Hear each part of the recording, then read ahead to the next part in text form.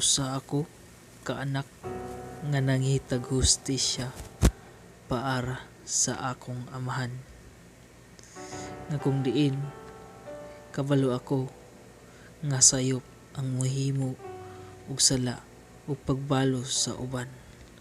Nga kung diin ang akong amahan gikulata o gilisod-lisod sa uban. Gipugos ko man nga mahikalimtan ang tanan nga butang nga akong nahiagyan. Pero hangtod sa akong pagdako, dili gid kini mawala sa akong hunahunag kasing-kasing. Busa ako naning kamot bisan sa akong kalisod nga mahiaguman ang hustisya paara sa akong amahan. Nahibalo ako nga sayop kini apan naningkamot ako nga dili mahimong kawang ang pagkawala sa akong amahan. Ginauna ko sa makadagan ug akong gipaningkamutan nga makuha ang hustisya nga para lamang sa akong amahan. Nasakit unahon-naon nga nagpabilin gihapon silang maayo, nagpabilin silang buhi ug nagmalipayon samtang ako nagmasulobon nga ilang gipatay ang akong amahan.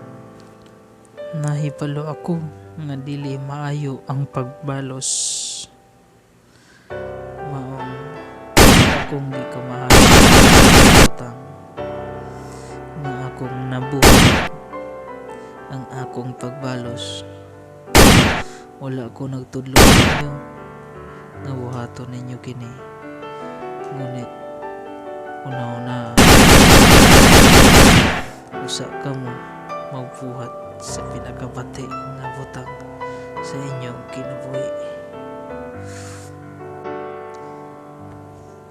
Kini mao ang akong istorya ug gikamahayan ko kini tanang butang akong nabuhat.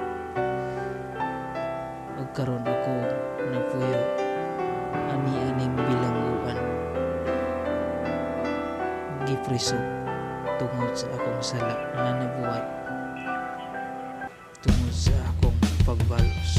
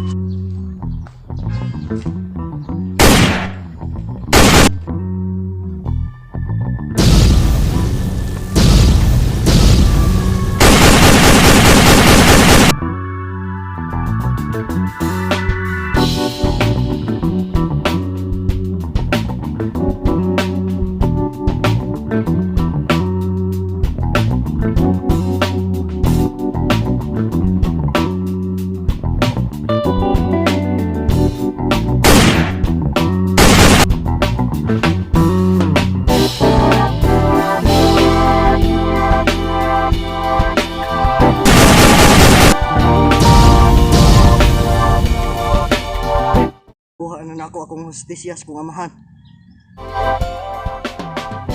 Nakuha ko man ang hustisya ng iya sa akong amahan.